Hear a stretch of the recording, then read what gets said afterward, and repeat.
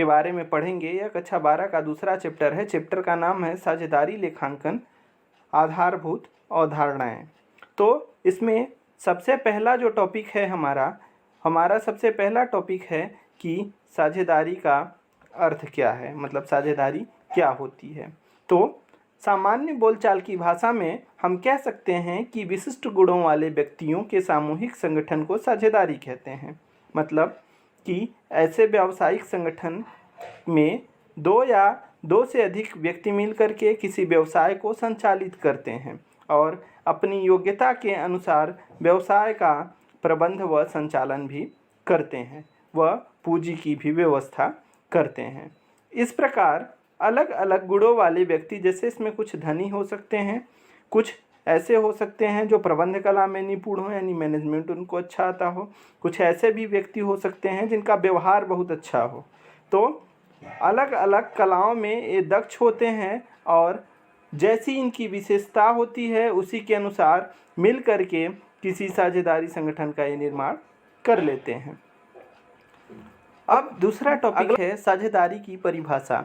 तो बहुत सारे विद्वान हैं जिन्होंने अपना साझेदारी पे अलग अलग मत दिया हुआ है।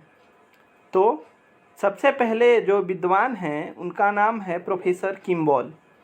तो प्रोफेसर किम्बॉल के अनुसार साझेदारी अथवा फर्म व्यक्तियों का एक समूह होता है जिन्होंने किसी व्यावसायिक उपक्रम को चलाने के उद्देश्य से पूंजी अथवा सेवाओं का एकीकरण किया है। मतलब ऐसे व्यक्तियों अथवा फर्मों का समूह जो किसी व्यावसायिक उपक्रम को चलाने के लिए पूंजी का या सेवाओं का निवेश किए हैं। दूसरा है भारतीय अनुबंध अधिनियम 1872 के अनुसार। तो इसके अनुसार साझेदारी ऐसे व्यक्तियों का परस्पर संबंध है जो किसी व्यवसाय में अपनी संपत्ति भी लगा रहे हैं, श्रम अथवा चातुर्य, मतलब कि अपनी बुद्धिमत्ता का भी प्रयोग करके और व्यवसाय को संचालित कर रहे हैं। उसके बाद जो उसमें लाभ होगा उस लाभ को परस्पर बांटने के लिए सहमत होंगे। तीसरे हैं एल.एच. हैने। तो एल.एच. हैने के अनुसार साझेदारी अनुबंध करने वाले योग्य व्यक्तियों के मध्य स्थापित संबंध है, यानी कि ऐसे व्यक्तियों का साझेदारी अनुबंध होगा जो योग्य होंगे और उनके मध्य एक संबंध स्थापित किया जाएगा जो कि किसी लाभोपार्जन के लिए किसी विधान से मान्यता प्राप्त हो, यानी संवैधानिक नियम के अनुसार वह मान्यता प्राप्त हो और वह व्यवसाय संचालित हो रहा हो और उसके लिए सब लोग सहमत हों। इसके बाद अगले हैं विलियम आर स्प्रिंगल। तो विलियम आर स्प्रिंगल के अनुसार साझेदारी में दो या दो से अधिक सदस्य होते हैं जिनमें से प्रत्येक सदस्य साझेदारी के कार्यों के लिए उत्तरदायी होता है। मतलब सबको अलग अलग अपना काम दिया हुआ होगा और सब अपने काम के लिए उत्तरदायी होंगे और प्रत्येक साझेदार दूसरे को अपने कार्यों द्वारा प्रतिबद्ध कर सकता है और जितने भी साझेदार हैं सभी साझेदारों की संपत्तियों को फर्म के ऋणों के लिए उपयोग किया जा सकता है। इसके बाद अगला है भारतीय साझेदारी 1932 की धारा 4 के अनुसार। तो इसके अनुसार साझेदारी उन व्यक्तियों के पारस्परिक संबंध को कहते हैं जिन्होंने एक ऐसे व्यवसाय के लाभ को आपस में बांटने का ठहराव किया हो जिसे वे सब अथवा सबकी ओर से कार्य करते हुए इसमें कोई व्यक्ति चलाता हो। मतलब कि ऐसे व्यक्ति जो पारस्परिक संबंध बनाए हुए हैं और जो व्यवसाय कर रहे हैं और उस व्यवसाय से जो लाभ हो रहा है उसको आपस में बराबर बराबर बांटेंगे और उसमें कोई एक जिम्मेदार व्यक्ति ही व्यवसाय को संचालित करेगा। इसके बाद अगला टॉपिक है साझेदारी की विशेषताएं या लक्षण। साझेदारी होने की कौन कौन सी विशेषताएं हो सकती हैं। तो सबसे पहला, जैसा हमने बताया था आप लोगों को कि जब साझेदारी होती है तो साझेदारी में कम से कम दो अथवा दो से अधिक व्यक्ति शामिल हो सकते हैं और शामिल होने के लिए वह भारतीय वैधानिक नियम के अनुसार अपना अनुबंध करेंगे और उसी के अनुसार ही जो है व्यवसाय का संचालन करेंगे। इसमें अधिक से अधिक 20 और कोई अगर बैंकिंग व्यवसाय है तो उसमें कम से कम जो है या ज़्यादा से ज़्यादा 10 व्यक्ति तक ही साझेदार हो सकते हैं। पहली इनकी ये योग्यता है।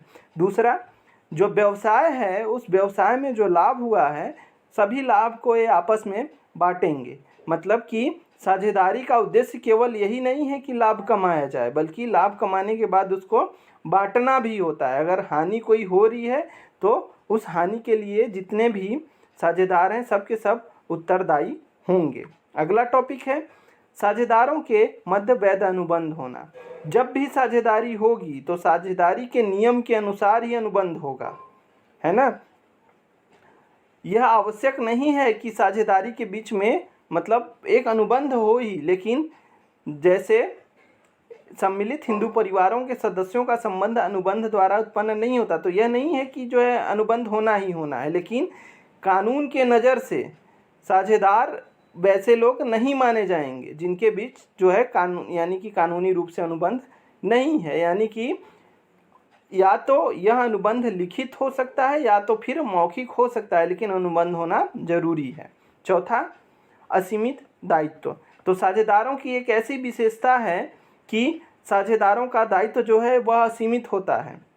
फर्म के ऋणों के भुगतान के लिए सभी व्यक्ति उत्तरदायी होंगे और कोई हानि हो रहा है तो उस हानि के लिए भी जो है उत्तरदायी होंगे, अथवा जो फर्म का ऋणदाता अपने धन जो उसका धन होगा साझेदारों की व्यक्तिगत संपत्ति से चाहेगा तो वसूल सकता है।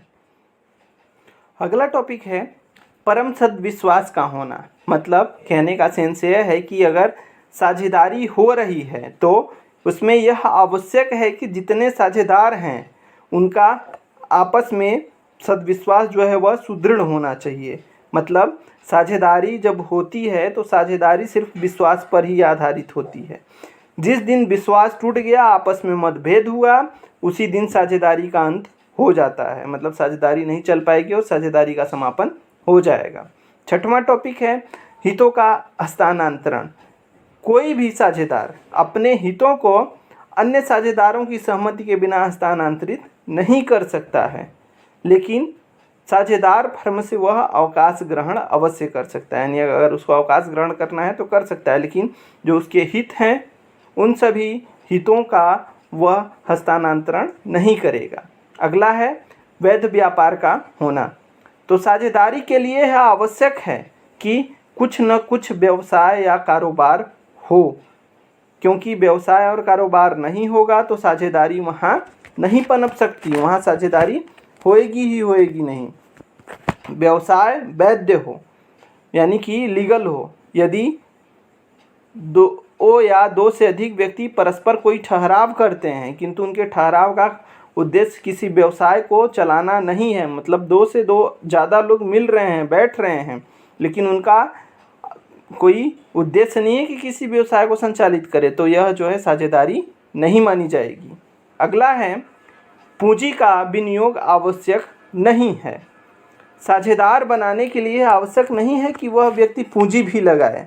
बिना पूंजी लगाए भी कोई व्यक्ति फर्म में आपसी समझौते के अनुसार साझेदार बन सकता है। यहाँ भी यही भी आवश्यक नहीं है कि सभी साझेदार बराबर बराबर पूंजी लगाएं, और यह भी आवश्यक नहीं है कि सब लोग जो है बराबर बराबर पूंजी लगाएं। बिना पूंजी लगाए भी कोई व्यक्ति साझेदार बनेगा और सबकी जो पूंजी है वह समान भी हो सकती है। ज़रूरी नहीं कि सबको बराबर बराबर लगाना है। नौवां और लास्ट है अस्तित्व। फर्म का साझेदारों का फर्म से कोई अलग अलग अस्तित्व नहीं होता। फलस्वरूप साझेदारी पर किसी साझेदार के दिवालिया होने का मतलब डिफ़ाल्टर, मतलब वह पैसा देने के वो योग्य न हो। मृत्यु होने या अवकाश ग्रहण आदि करने पर भी इन बातों का प्रभाव पड़ता है। तो हमें उम्मीद है कि यह वीडियो आप लोगों को अच्छी लगी होगी।